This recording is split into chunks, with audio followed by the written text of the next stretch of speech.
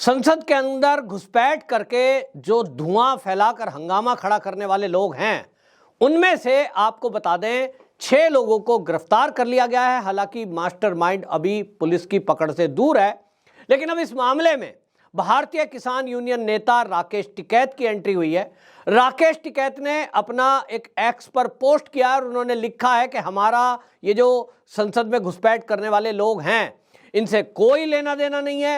भारतीय किसान यूनियन या संयुक्त मोर्चे का इन लोगों से कोई लेना देना नहीं है। असल में आपको बताएं कि जैसे ही संसद के हंगामे की खबर आई, और ये खबर आई कि कुछ युवक ने और एक युवती ने संसद के बाहर जो हंगामा किया है, इसमें जो नीलम नाम की जो युवती है जो हरियाणा के जिंद से थी, उसके बारे में पता लगा कि वो भारतीय किसान यूनियन के कई सारे धरने प्रदर्शन में भाषण कर रही थी, मंच पर बैठी थी, और जो पहलवानों का आंदोलन हुआ था उसमें भी वो उपस्थित थी। यानी एक तरह से पूरी एक्टिव थी। अब उसको लेकर के खबर ये आई कि जब ये किसान नेताओं से जुड़ी है, और इसको लेकर चर्चा इसलिए भी थी क्योंकि कुछ ही दिनों पहले जो खालिस्तानी मूवमेंट चलाने वाला आतंकवादी है गुरपतवंत सिंह पन्नू ने घोषणा की थी कि जो भी संसद के हमले की बरसी के दिन दिल्ली में हंगामा करेगा, हमला करेगा, मैं उसको इनाम दूंगा। और इसमें हुआ भी है कि उसने 10 लाख रुपए कानूनी मदद देने की घोषणा कर दी है। अब ये 10 लाख रुपए कानूनी मदद ये तो दिखाने के लिए है, लेकिन ये किसी से छुपा नहीं है कि जो खालिस्तानी मूवमेंट चलाने वाले लोग हैं, जो खालिस्तान की मांग करने वाले लोग हैं, गुरपतवंत सिंह पन्नू जो है वो, और जो किसान यूनियन है, उनका कनेक्शन है। हमने देखा जब कृषि बिल के विरोध में जो धरने प्रदर्शन दिल्ली में चल रहे थे और भारत में जगह जगह, उसके पीछे फंडिंग का सोर्स कहां से चल रहा था, यही चीजें खुलकर आई थी। और ये मैं नहीं कह रहा हूं, ये एजेंसियां नहीं कह रही हैं, भारतीय किसान यूनियन के जो पदाधिकारी हैं उन्होंने बाकायदा मीडिया में बैठ के कहा। जो भानु प्रताप हैं, वो राकेश टिकैत के कभी साथ हुआ करते थे और फिर अलग हुए, उन्होंने सीधा आरोप लगाया कि ये जितना भी धरना प्रदर्शन चल रहा है कृषि बिल के विरोध वाला, इसमें खालिस्तानी मूवमेंट चलाने वाले लोग फंडिंग कर रहे हैं। उसका आरोप लगा, मामला चीजें सामने आई, और उस समय भी इन्होंने यही कहा था, अभी भी मना कर रहे हैं। लेकिन आपको यह बता दूं, राकेश टिकैत ने जो पोस्ट पे लिखा, उन्होंने कहा, जो राष्ट्रीय प्रवक्ता भी हैं, उन्होंने कहा संसद पर हुआ जो घटनाक्रम है वो घोर निंदनीय है। मीडिया में संयुक्त किसान मोर्चे का नाम लेकर चलाई गई खबर एकदम निराधार है। भारतीय किसान यूनियन या संयुक्त किसान मोर्चे का इस घटना से कोई वास्ता नहीं है। अब एक तरफ राकेश टिकैत ये पोस्ट कर रहे हैं, लेकिन दूसरी तरफ मैं आपको बताता हूं कि ये जो नीलम है जिंद की, 42 साल की, जो अपने को बेरोजगार बता रही है और जिसका फोटो भी और वीडियो भी वायरल हो रहा है सोशल मीडिया पर कि वो कितनी बार लगभग हर जगह हरियाणा के हर किसान आंदोलन में वो उपस्थित रही है और कांग्रेस के लिए वोट भी मांग रही है। चुनाव के टाइम पे वो वोट मांग रही है और ये किसी से छुपा नहीं है।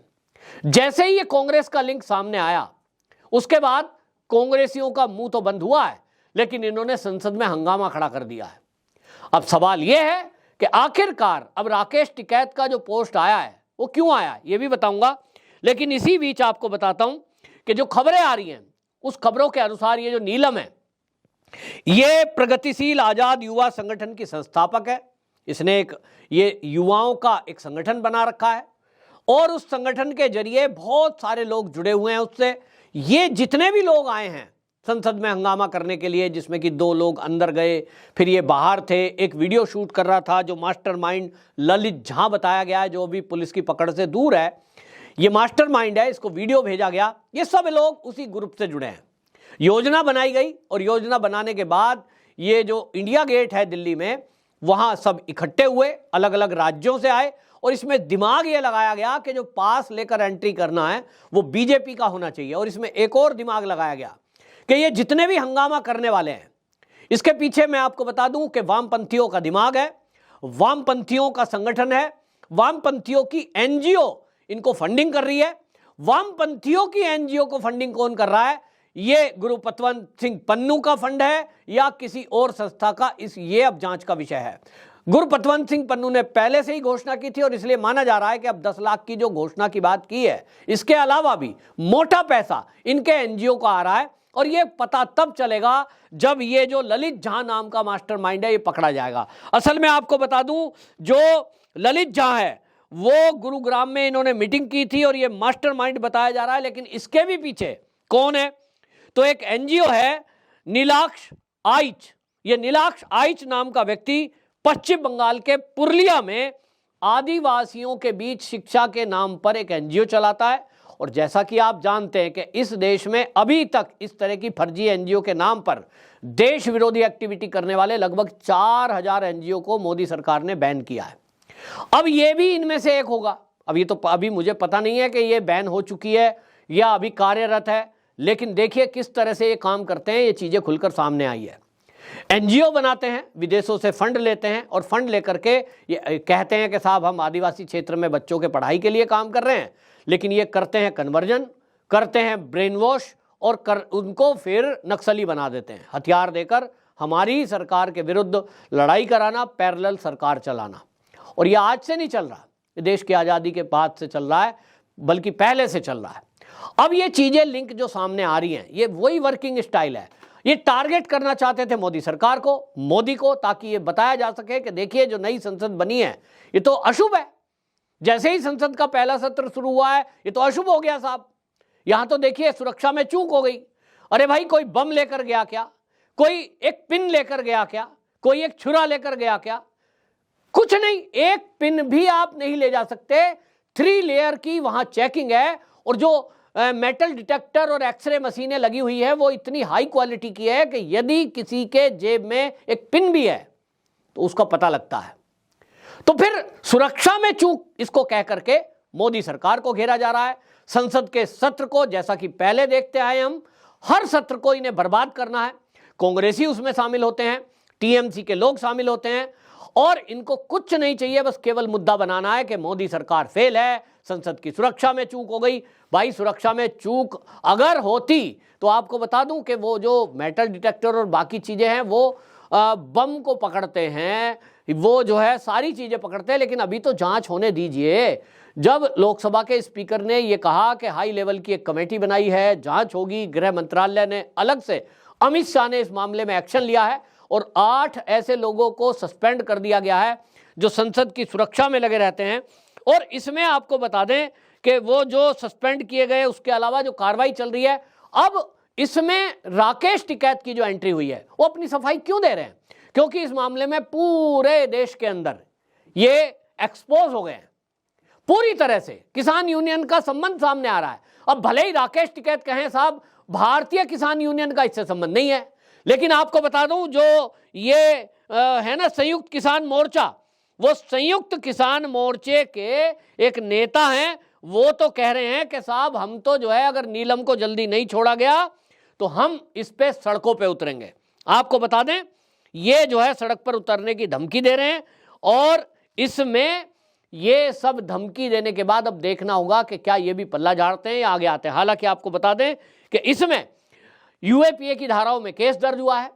यूएपीए की धारा का मतलब मोदी सरकार ने जो कर दिया है, संपत्ति भी जब्त हो सकती है, आजीवन कारावास भी हो सकता है।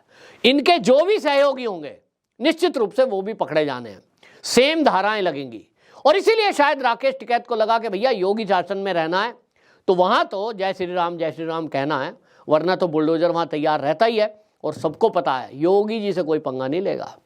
और इसलिए शायद मुझे लगता है राकेश टिकैत ने ये अच्छी बात की है कि बढ़कर के आगे आकर के कह दिया साहब हमसे कोई लेना देना नहीं है। लेकिन जिस तरह से हरियाणा के कुछ संयुक्त किसान मोर्चे के नेता बोल रहे हैं और वो कह रहे हैं कि साहब ये जो है अगर इसको छोड़ा नहीं गया तो हम तो जो है सड़क पे आ जाएंगे। ये आपको बता दें एक बात चल रहा है कि इसमें जो है एक तरफ तो राकेश टिकैत मना कर रहे हैं, दूसरी तरफ संयुक्त किसान मोर्चे के जो आजाद पालवा हैं वो नीलम के घर गए हैं, जो लड़की संसद के बाहर हंगामा कर रही थी और मीडिया में आपने देखा। ये जो आजाद पालवा है ये उसके घर गए और इन्होंने एक मीटिंग बुलाई है और खबर यह है कि इन्होंने वहां घोषणा करी है कि नीलम को अगर जल्दी नहीं छोड़ा गया तो हम सड़कों पे उतरेंगे। सवाल यह है कि देश की संसद में आप हंगामा करेंगे, सुरक्षा के साथ खिलवाड़ करेंगे, आप फर्जी तरीके से विजिटर पास बनाकर अंदर घुसेंगे और पूरी दुनिया में भारत की संसद को, भारत की सरकार को बदनाम करने का एक नैरेटिव गढ़ेंगे और आप उम्मीद करेंगे कि आपको पुलिस ले जाएगी और फिर पूछताछ करेगी, बहन जी आप हल्ला कर रही थी, आप बेरोजगार हैं, चाय पीजिए, बिस्किट भी खाइए, हम आपकी नौकरी का अरेंजमेंट करते हैं, जरा मोदी जी से बात करते हैं, क्योंकि आपने तो धुआं छोड़कर सारी दुनिया में धुआं कर दिया। अब आपकी बात मोदी जी तक पहुंच गई, मीडिया में आप छा गई, अब तो नौकरी आपकी पक्की। ऐसा सोचते हैं क्या? नहीं जी, ये जो भी इनके पक्ष में खड़े हो रहे हैं, मैं इस वीडियो के माध्यम से पूरे देशवासियों को कहना चाहता हूं कि आज ये तय करने का समय है कि ये जो देश विरोधी ताकतें हैं, ये जो वामपंथी हैं, ये जो नक्सली हैं, ये जो खालिस्तानी हैं, इनको औकात बताने का समय है। और इसलिए देश के जो राष्ट्रभक्त लोग हैं, जो सनातनी हैं, उनको अब बराबर की टक्कर के लिए खड़ा होना पड़ेगा। हम सबको ना तो हथियार उठाने की जरूरत है राष्ट्रभक्तों को, ना हमको सड़कों पे उतरने की जरूरत है, क्योंकि इस काम के लिए सरकार सक्षम है। केंद्र में जो सरकार है वो पूरी तरह से इस बात में सक्षम है कि जो भी देश विरोधी ताकतें हैं उनको वो कानून के दायरे में रहते हुए अच्छे से अच्छा सबक सिखा सकती है। ये भी एक बात बता दूं कि जब कोई ये कहता है कि पाकिस्तान में कई आतंकवादियों को मार दिया, साहब कनाडा में घुसकर खालिस्तानी को मार दिया, किसने मार दिया? एक अज्ञात शक्ति ने मार दिया। तो भाई ये ध्यान रखना चाहिए सबको कि जो अज्ञात शक्ति, वो कौन है मुझे नहीं पता, भारत के दुश्मनों को निपटा सकती है भारत की सीमा से बाहर। तो ये जो भारत की सीमा के अंदर मेंढक की तरह टर टर कर रहे हैं, ये जो निकल के आते हैं, इनको ये भय नहीं लगता कि वो अज्ञात शक्ति की एक बड़ी टीम भारत के अंदर भी हो सकती है, जब चाहे इनको कुचल सकती है।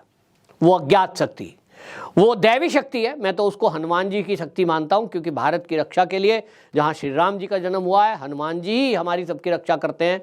दैवी शक्ति हमारे ऊपर है, माँ दुर्गा की हमारे ऊपर आशीर्वाद है। तो वो अज्ञात शक्तियां काम कर रही हैं, लेकिन आप इनकी हिम्मत और हिमाकत देखिए कि ये सारी चीज़ों को साइड करते हुए केवल कुछ पैसे के लालच में देश विरोधी काम करते हैं।